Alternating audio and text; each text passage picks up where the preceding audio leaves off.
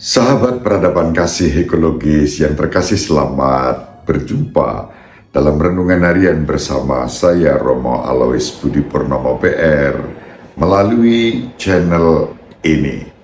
Semoga panjenengan selalu sehat, tetap semangat tanpa sambat, selalu bahagia, kebahagiaan yang bersumber dari Tuhan Allah kita. Mari kita awali perjumpaan kita dengan bersatu di dalam doa. Allah Bapa yang Maha Pengasih dan Penyayang, Engkau selalu menawarkan rahmat, berkat, dan pengampunan kepada kami semua orang-orang yang lemah, rapuh, ringkih, dan berdosa ini. Satu hal dibutuhkan untuk itu, yakni kerendahan hati menyambut rahmat-Mu melalui pertobatan.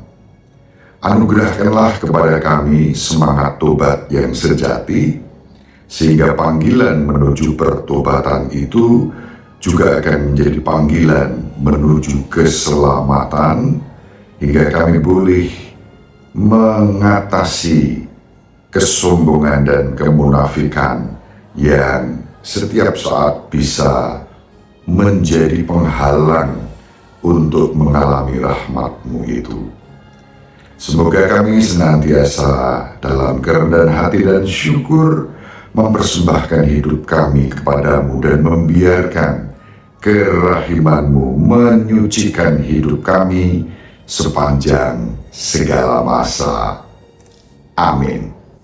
Sahabat peradaban kasih ekologis yang terkasih, kita akan membaca bacaan pertama yang dikutip pada hari ini, hari Selasa Prapaskah yang kedua, yaitu dari kitab Nabi Yesaya bab 1 ayat 10 dilanjutkan ayat 16 sampai 20.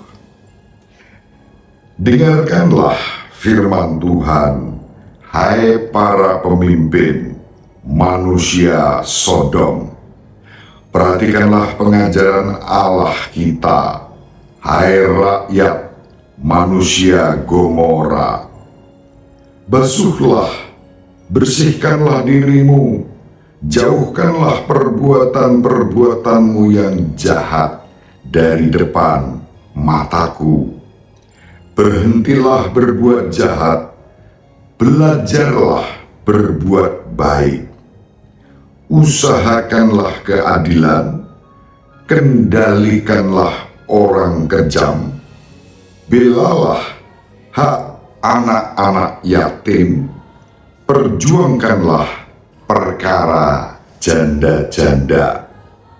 Lalu kemarilah dan baiklah kita berperkara, firman Tuhan.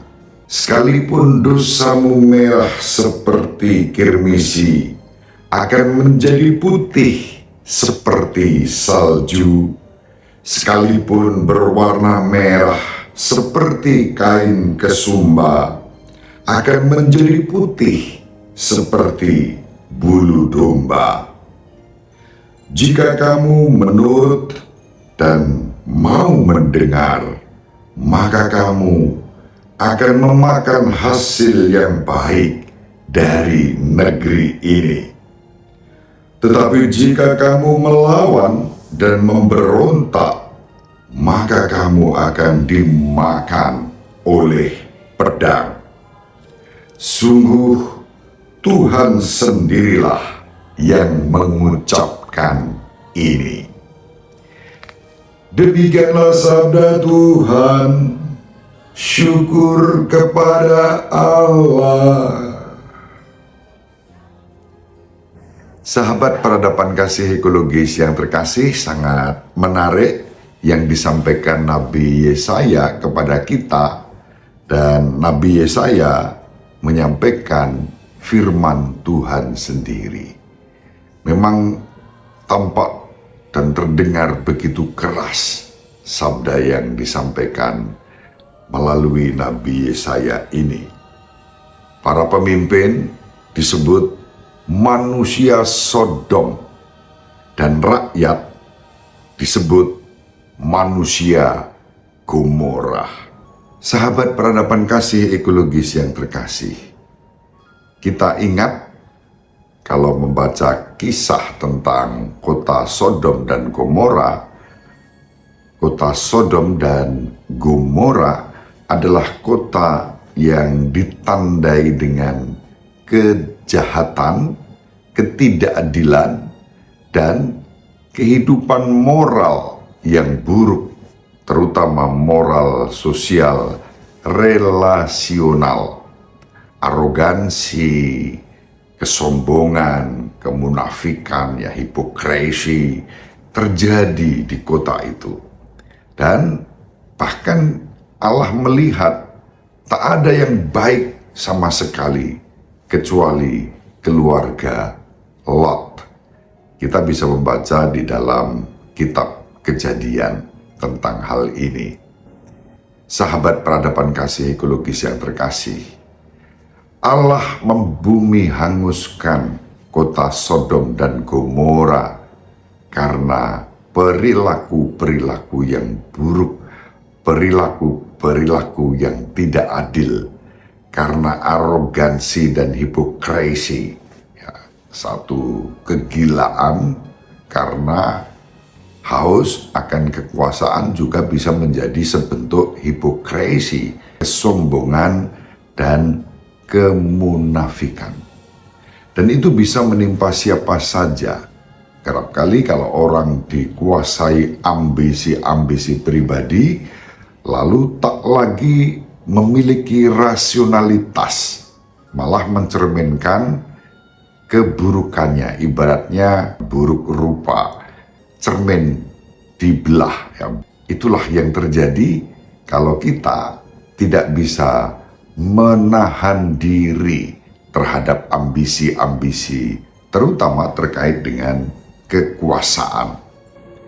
Sahabat peradaban kasih ekologis yang terkasih, pemimpin yang begitu oleh firman Tuhan dalam kitab Nabi Yesaya disebut sebagai manusia Sodom. Kita dipanggil untuk menjadi pribadi yang rendah hati, dan kerendahan hati itu disertai dengan pertobatan. Dan kalau pertobatan dan kerendahan hati kita hayati, kerahiman Tuhan akan dilimpahkan kepada kita. Di balik sabda yang keras ini terdapat kerahiman. Jadi ada sabda yang keras, tapi juga ada sabda kerahiman. Di manakah sabda kerahiman itu tampak? Kalimat ini penting. Nabi Yesaya menyampaikan, sekalipun dosamu merah seperti kirmisi, akan menjadi putih seperti salju. Sekalipun berwarna merah seperti kain kesumba, akan menjadi putih seperti bulu domba. Dan syarat untuk itu adalah menuruti dan mendengarkan kehendak Tuhan. Lalu buah yang berlimpah akan dicurahkan di dalam kehidupan kita. Kita dipanggil untuk berhenti berbuat jahat dan belajar berbuat baik. Sahabat peradaban kasih ekologis yang terkasih, hal yang demikian menjadi tantangan untuk kita di masa prapaskah ini. Pertobatan yang mendatangkan berkat. Panggilan untuk pertobatan juga menjadi panggilan untuk keselamatan dengan mengalahkan kesombongan dan kemunafikan, mempersembahkan hidup kita kepada Tuhan. Biarlah Tuhan sendiri yang membentuk kehidupan kita sebagai persembahan terindah. Sahabat peradaban kasih ekologis yang terkasih, mari kita saling mendoakan agar kita diberi rahmat untuk senantiasa memohon kerendahan hati, menghayatinya dalam hidup kita, berbuah dalam pertobatan untuk mengalami kasih kerahiman yang menyelamatkan kita. Demikian, semoga bermanfaat. Ibu Maria selalu mendoakan kita, Bapak Yusuf merestui kita dengan keheningannya.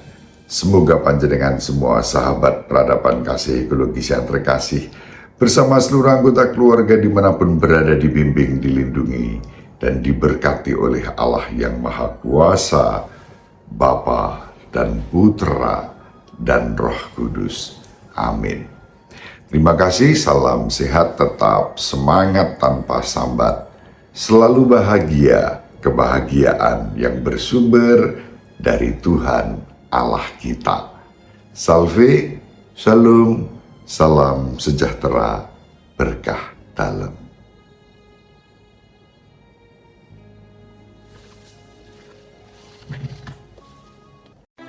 Sahabat peradaban kasih yang terkasih, sampai jumpa pada episode berikutnya. Terima kasih atas kebersamaan kita.